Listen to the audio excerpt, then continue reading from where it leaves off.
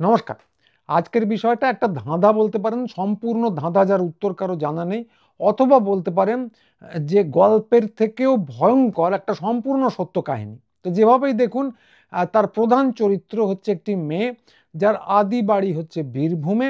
তার নাম হচ্ছে সোনালী। তো সে দিল্লির মেট্রো স্টেশনের কাছাকাছি এলাকায় একটা কাজ করতো। আজকাল যাদেরকে খুব কায়দা করে বলা হচ্ছে পরিযায়ী শ্রমিক। কাগজ টাগজে কুড়োতো বলে শুনেছি, কিন্তু আমি নিশ্চিত নই। তো যা হয় পরিযায়ী শ্রমিকদের, সোনালীরও ঠিক তাই হয়েছে। দিল্লির কোনো এক মেট্রো স্টেশনে সোনালী ধরা পড়েছে বাংলা বলার অপরাধে। তা আপনারা সবাই জানেন, আমরা ওই চ্যানেলে এর আগে দেখিয়েছি যে দিল্লিতে বিশেষ বিশেষ এলাকায় বাংলাদেশি ধরার গাড়ি আসে রোজ। ঠিক যেভাবে আগে কুকুর ধরার জন্য গাড়ি আসতো কর্পোরেশনে, তারা কুকুররা কেউ কেউ কেউ কেউ করতো, তাদেরকে নির্দয়ভাবে ধরে নিয়ে যেত কর্পোরেশনের লোকজন। তো সেইভাবে কুকুরদের এখন আর ধরা হয় না, কারণ কুকুরদের মানবাধিকার আছে। কুকুরদের জন্য আছে নানা রকম কোর্ট, হাইকোর্ট থেকে শুরু করে সুপ্রিম কোর্ট, সেখানে জরুরি ভিত্তিতে নানা রকম শুনানি হয়। আছে স্বেচ্ছাসেবী সংগঠন, এবং আছে কুকুর কোলে বিখ্যাত লোকেদের মিছিল। পথ কুকুরদের নিয়ে অনেকে মিছিল করছেন, বাড়ির ছোট ছোট কুকুরকে কোলে নিয়ে অনেকে মিছিল করছেন। তো এইসব হয়। তার ঠিক ভুল ভালো খারাপের কথা আলাদা, কিন্তু কথা হচ্ছে যে সোনালী বীরভূমের মেয়ে, তার মায়ের নাম আবার জ্যোৎস্না বিবি। সে অন্তঃসত্ত্বা, কিন্তু মেয়ের এখনো কোনো নাম নেই, ওই কারণে সে এখনো পেটে। এবং সোনালী বাংলায় কথা বলে। সোনালী কখনো কখনো কাগজ কুড়োয়। তাই বাংলাদেশি ধরার গাড়ি সোনালীকে নিয়ে যেতে পারে, কুকুরদের পারে না, তাই সোনালী বাংলাদেশি হয়ে গেল। তো এ পর্যন্ত জানা খবর। আর ধরা পড়ার পর কি হয়, সোনালীকে গাড়ি চড়িয়ে নিয়ে আসা হলো। বিরাট একটা লম্বা রাস্তা, দিল্লি থেকে পশ্চিমবঙ্গে। কিভাবে আনা হয় সেটা আমাদের এখনো জানা নেই। কিভাবে দিল্লি থেকে পশ্চিমবঙ্গে বিএসএফ বা কেন্দ্রীয় এজেন্সিগুলো একটা সম্পূর্ণ বেআইনি প্রক্রিয়ায় লম্বা একটা যাত্রা একজনকে নিয়ে করতে পারে, সম্পূর্ণ বেআইনিভাবে আটক করে, আমাদের জানা নেই। এখন আবার অবশ্য আইন পাস হয়ে গেছে যে একজন হেড কনস্টেবলও সন্দেহের বশে কাউকে গ্রেপ্তার করতে পারেন, কিন্তু গ্রেপ্তার করে তাকে দিল্লি থেকে পশ্চিমবঙ্গে আসতে পারেন বলে আইন এখনো পাস হয়নি। যাই হোক, ট্রেনে চড়ে আসতে হতো অন্য অবস্থায় সোনালীকে, এখন এলো সরকারি গাড়িতে, রীতিমতো সরকারি খরচায়, জামাই আদর একদম যাকে বলে। তারপর যা আবার তাই হলো, সীমান্তের ফাঁক ফোকর দিয়ে তাকে ঠেলে পাঠিয়ে দেওয়া হলো ওপারে, অর্থাৎ কিনা বাংলাদেশে। বাংলাদেশি নাগরিকদের যাওয়া করার কথা। তো ইংরেজিতে শুনছি এটাকে নাকি এখন বলে পুশব্যাক। তো আমরা জানি সব কিছুরই খুব ভালো ভালো ইংরেজি আছে, যেমন ঠান্ডা মাথায় খুন করাকে ভারতবর্ষে বলা হয় এনকাউন্টার। পুলিশ ধরে ঠান্ডা মাথায় কাউকে মেরে দিল, সেটার নাম, ইংরেজি নাম খুব শুনতে সুন্দর, সেটার নাম হলো এনকাউন্টার। তাছাড়া এখন বিদেশে যেটা হয়, লোকজনকে দুমদাম করে মেরে ফেলা হয় গুলি টুলি চালিয়ে, সেটার নাম হচ্ছে নিউট্রালাইজ করা। সেটাও একটা চমৎকার ইংরেজি। ওই কুকুর যাদের কথা বলছিলাম, তাদেরকে খাঁচায় পোড়ার নাম হচ্ছে স্টেরিলাইজেশন। তো সেরকমই বাংলাদেশি বা বাংলাদেশি সন্দেহে যাদেরকে ধরা হচ্ছে, তাদেরকে বাংলাদেশে পাঠিয়ে দেওয়ার নাম হচ্ছে পুশব্যাক। তো এই সমস্ত ইংরেজির কাজ কারবার দেখে মনে হয় যে একটা চমৎকার গাল ভরা নাম দিয়ে দিলে আজকাল সমস্ত কিছুই ব্যাখ্যা করে দেওয়া যায়। যেমন ইরাক আক্রমণকে ব্যাখ্যা করে দেওয়া হয়েছিল একটা চমৎকার 3 শব্দের শব্দবন্ধ দিয়ে, ওয়েপন্স অফ মাস ডিস্ট্রাকশন। গাল ভরা কথা, তা দিয়ে সমস্ত কিছুই ব্যাখ্যা করা যায়। এবং আমাদের যে সৈনিক লোকজন আছেন এখানে না, সারা পৃথিবীতে তারা দুহাত তুলে নাচেন। তো যাই হোক, কথা হচ্ছিল পুশব্যাক নিয়ে। তো সোনালী পুশব্যাক হওয়ার পর গেল বাংলাদেশে। তো সেখানে আপনারা সবাই জানেন যে মোটামুটি সবাই বাংলা বলে। তো সে ভালোই হয়েছে একরকম করে, যেখানকার লোক সেখানে যাওয়াই ভালো। দিল্লিতে তো সবাই হিন্দি বলে, কথা বলতে অসুবিধে, তার উপর হিন্দিতে, দিল্লিতে হিন্দি বললে তো পুলিশ টপাটপ ধরে নিচ্ছে। তো সোনালী গেল বাংলাদেশে, যেখানকার লোক সেখানে যাওয়াই ভালো। এবং পরিযায়ী শ্রমিক তো বাংলাদেশেও হওয়া যায়, এমনকি কাগজও বাংলাদেশে আছে, কুড়িয়ে খাওয়াও যায়, সেখানে লোকে কাজকর্ম করেও খায়। তো সব ভালো, যার শেষ ভালো। নাকের বদনে নরুন, সে বীরভূমে সে ফিরতে পারলো না, কিন্তু তার বদলে বাংলাদেশ গেল। তো এই পর্যন্ত ভালোই ছিল। কিন্তু একদিন দেখা গেল, এই সাম্প্রতিককালে কয়েকদিন আগে, যে ওখানে বাংলাদেশে শুধু বাঙালিরা থাকে তা নয়, ওখানে এমনকি পুলিশও আছে। তো এবার তারা ধরলো সোনালীকে কোত্থেকে এলে ভাই। তো সোনালীকে তারা জিজ্ঞাসা করলো, তোমার বাড়ি কোথায়? সোনালী আমি ঠিক জানি না কি বলেছিল, নিশ্চয়ই বলেছিল আমার বাড়ি বীরভূম। লোককে বানিয়েই বা বলবে কেন? দিল্লি পুলিশকেও সে যা বলেছিল, বাংলাদেশেও নিশ্চয়ই তাই বলেছে। সোনালী বলল বীরভূম। তো সোনালীর যেটা জানা ছিল না, কিন্তু আমরা যেটা জানি, আমরা যারা ভদ্রলোক, অনেক রকম সুযোগ সুবিধা নিয়ে বসবাস করি, তারা জানি যে আজ থেকে বহু বছর আগে বিলেত থেকে এক সাহেব এসেছিলেন খুব স্বল্প সময়ের জন্য বাংলায়, তার নাম হচ্ছে র্যাডক্লিফ। তো তিনি বাংলার ম্যাপের মধ্যে দিয়ে একটা লাইন টেনে দিয়ে তারপর বিলেতে চলে যান সোজা। এমনকি সেই লাইন অনুযায়ী বাংলা যখন ভাগ হচ্ছে তখন তিনি দেশের মাটিতেও ছিলেন না, খুব স্বল্প সময়ের মধ্যে লাইন টেনে চলে যান। খুব সম্ভবত বিলেতের বিখ্যাত স্কচ এবং এই সুন্দর আবহাওয়া তিনি খুব মিস করছিলেন। তো সেই যে লাইনটা টেনে দিয়ে গেলেন, যেটা কোনো কোনো জায়গা দিয়ে কারো কারো বাড়ির উঠোনের মধ্যে দিয়েও গেল, তো তারপর থেকেই সোনালী হয়তো জানতো না যে বীরভূমের লোকের বরিশাল যাওয়া মানা হয়ে গেছে, কলকাতার লোকের ঢাকা যাওয়া মানা হয়ে গেছে। সত্যেন বোস এক সময় কলকাতা থেকে ঢাকা গিয়ে অধ্যাপনা করেছিলেন এবং সেখানে তিনি তার বিখ্যাত বোস পরিসংখ্যান আবিষ্কার করেছিলেন এবং যেটা জগৎ বিখ্যাত। তো সেসব আজকাল আর করা যাবে না, কারণ ওটা মানা হয়ে গেছে। মাঝখানে বসেছে চেকপোস্ট, যার অনেকগুলো নাম আছে। একটার নাম হচ্ছে পেট্রাপোল, যে নামটা আমরা মাঝে মাঝেই শুনি। তো লাইনে যে লাইনটা টেনে দিয়ে যাওয়া হয়েছিল ম্যাপের উপর, তার উপরে বসেছে কাঁটাতার, আর সেই লাইন টপকালে সেটাকে বলা হয় অনুপ্রবেশ। অনেক সময় কাঁটাতারে ঝুলে থাকে অনুপ্রবেশকারী লাশ, সে নিয়ে হইচই হয়, কিন্তু কাঁটাতার নিয়ে কেউ কোনো কথা আজ অবধি বলেনি। তো যাই হোক, এগুলো সোনালী জানতো বা জানতো না, আমার ধারণা হচ্ছে জানতো না।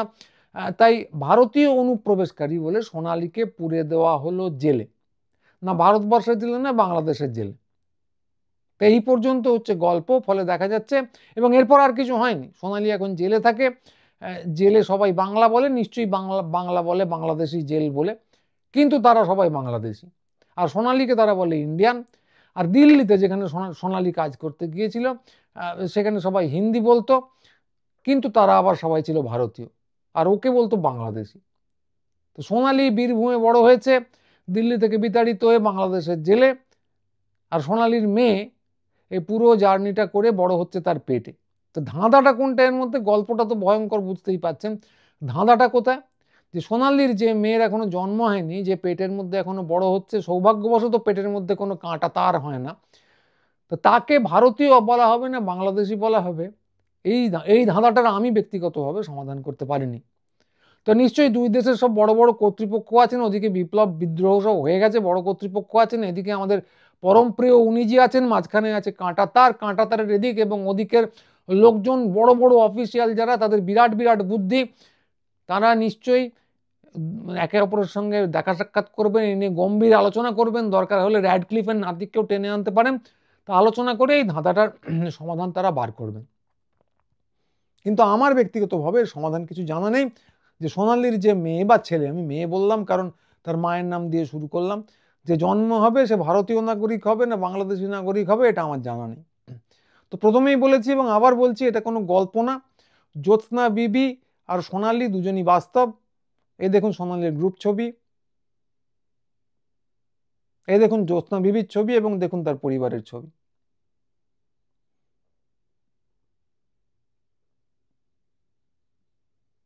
তো এই খবরটা আমি পড়েছি, কাগজে বেরিয়েছিল, কিন্তু বিশদ বেরোয়নি। তারপরে এই পুরোটা ওই এলাকায় ঘুরে খবরটা জোগাড় করেছেন সৌমিত্র চ্যাটার্জি। কৃতিত্ব একেবারেই আমার নয়, আমি তার কাছ থেকে জানলাম, তার লেখায় পড়লাম, কাছ থেকে জানলাম মানে তার লেখায় পড়লাম, এবং তিনি একটা ভিডিও বানিয়েছেন, সেখান থেকে যে ছবিগুলো দেখালাম সব কটাই সে ভিডিও থেকে নেওয়া। তো আপনারা ভিডিওটা দেখতে পারেন ইচ্ছে হলে, কিন্তু গল্প মোটের উপর এইরকমই। এবং আমি এই পুরো গল্পটা শুনে হতচকিত হয়ে, শিহরিত হয়ে এবং আতঙ্কিত হয়ে এইটাকে ফেসবুকেও লিখেছি, এখানেও বললাম। এবং আতঙ্কটা শুধু একটা ঘটনার জন্য না, এটা তো কেবলমাত্র একটা আখ্যান, আরও কত হচ্ছে কে জানে। আমার মনে আছে আমি শেষবার এরকম শিহরিত হয়েছিলাম, হ্যাঁ শেষবার কিনা বলতে পারবো না, একাধিকবার শিহরিত হয়েছে, মূলত কাফকার গল্প পড়ে।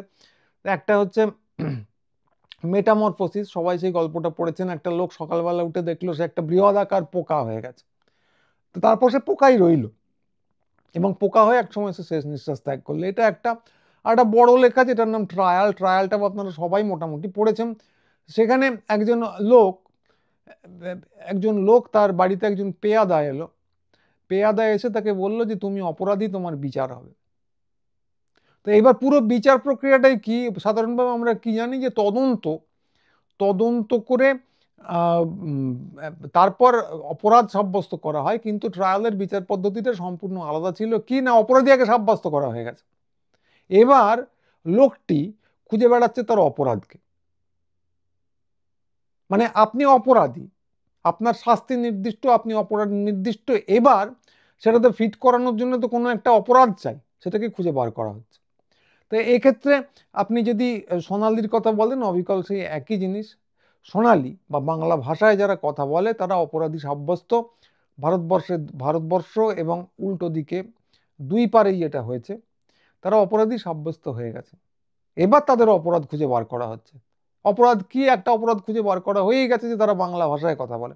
71-এর আগে ওপারে পূর্ব পাকিস্তানে সেই অবিকল একই জিনিস ছিল, তার খুব কাছাকাছি জিনিস এদিকে ঘটতে চলেছে বলে আমাদের আশঙ্কা, আমার অন্তত ব্যক্তিগতভাবে আশঙ্কা।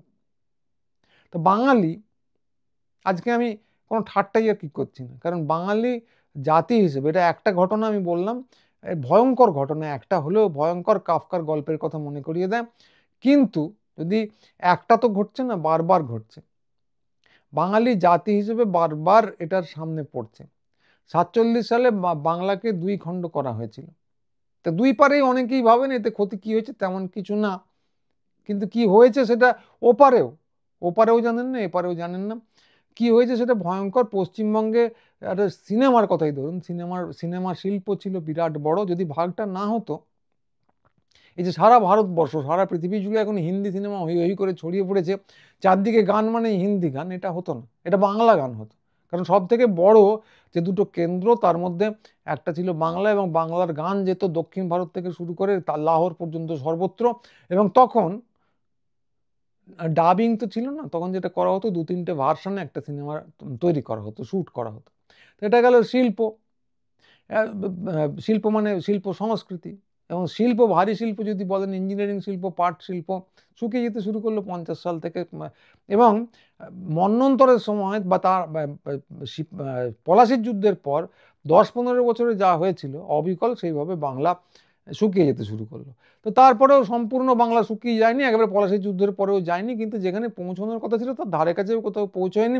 ওপারই বলুন এপারই বলুন, দুই পারেই লোকজন খুব আনন্দ করে, কিন্তু বাংলার যেখানে পৌঁছানোর কথা ছিল সেখানে বাংলা পৌঁছয়নি। বস্তুত যদি দুটো বাংলা এক থাকতো এবং অবিভক্ত ভারতবর্ষ হতো এবং এই মাপের সংসদ হতো, তাহলে বাঙালিদের সংসদে আসন সংখ্যা 100 ছাড়িয়ে যেত, 150-র কাছাকাছি পৌঁছতো। তো সেটা একটা কি বিপুল জোর ভারতীয় যুক্তরাষ্ট্রের, সম্পূর্ণ সংযুক্ত ভারতীয় যুক্তরাষ্ট্রে, সেটা আপনারা আন্দাজি করতে পারছেন। তো এইগুলো আমরা ফসকেছি, এটা তো একটা দিক। দ্বিতীয়ত যেটা হয়েছে, বারবার সীমান্তের দুই পারে সর্বত্র, আসাম থেকে শুরু করে ত্রিপুরা ধরুন, পশ্চিমবঙ্গ ধরুন এখন, এবং এর আগে বাংলাদেশ, পূর্ব পাকিস্তান যা আগে ছিল, সর্বত্র বাঙালিকে বাঙালি পরিচয়ের জন্য আক্রান্ত হতে হয়েছে, স্রেফ বাঙালি পরিচয়ের জন্য। সে অপরাধী চিহ্নিত হয়ে গেছে। অপরাধ কি না, স্বাধীনতা যুদ্ধে সব থেকে বেশি লড়াই করেছিল পাঞ্জাবিদের সঙ্গে, সে এই অপরাধটা চিহ্নিত হয়ে গেছে। এবার সে অপরাধী চিহ্নিত হয়ে গেছে, এবার সারাক্ষণ তার অপরাধটা খুঁজে বার করার চেষ্টা করা হয়েছে, ঠিক ওই ট্রায়ালের গল্পের মতো। তো একটা অপরাধ তো হাতের কাছে আছে, সে বাংলা ভাষায় কথা বলে। যে বাংলা ভাষায় কথা বলে সে শাহী মুসলমান নয়, যে বাংলা ভাষায় কথা বলে সে এখন দেখা যাচ্ছে শাহী হিন্দু না। তো এই বিপদ আমাদের সামনে, এবং এই বিপদ তার যে বহিঃপ্রকাশ সেটা হচ্ছে এই গল্প। গল্পটা এত ভয়ঙ্কর লাগে স্রেফ একটা ঘটনার জন্য না, এটা একটা সামগ্রিক চিত্র জানিয়ে আমাদের যে বড় বড় রাজনৈতিক দলগুলো আছে তারা অনেক প্রগতিশীল কথাবার্তা বলেন, সেভাবে আলোড়িত নন। আমাদের যে বুদ্ধিজীবীরা টিভিতে গিয়ে বড় বড় কথা বলেন, অনেক বাতচিত দেন, এবং তারা সব জানেন, এ নিয়ে তারা একেবারেই আলোড়িত না। তো এই হচ্ছে ঘটনা। আমি আর কিছু না বলে পুরো ঘটনাটা আপনাদের সামনে রাখলাম। ছবিগুলো যে দেখালাম সেগুলো আবারও বলি, সৌমিত্র চ্যাটার্জির কৃতিত্ব। কৃতিত্ব কি বলবো, কর্তব্য পালন করেছেন, আমরা করতে পারিনি। আর এটা তো আনন্দের কোনো খবর নয় যে কৃতিত্ব দেব। তো দেখিয়েছেন, সেগুলো আমি দেখালাম, সেই কৃতজ্ঞতাটা আমি আবার স্বীকার করলাম এই ঘটনাটা জনরণ্যে আনার জন্য। তা আজকে কোনো ঠাট্টা আর কি নেই, খুব সিরিয়াস কথা বললাম, সিরিয়াসই থাক। পরের ভিডিও নিয়ে খুব তাড়াতাড়ি আবার আসবো। আপনারা লিখুন, মন্তব্য করুন, চ্যানেল সাবস্ক্রাইব করুন, বন্ধু বান্ধবদের পাঠান। সবাই ভালো থাকবেন। এই অবস্থায় যদিও কীভাবে ভালো থাকবেন জানি না, চেষ্টা করবেন। আজকের মতো এইটুকুই। নমস্কার।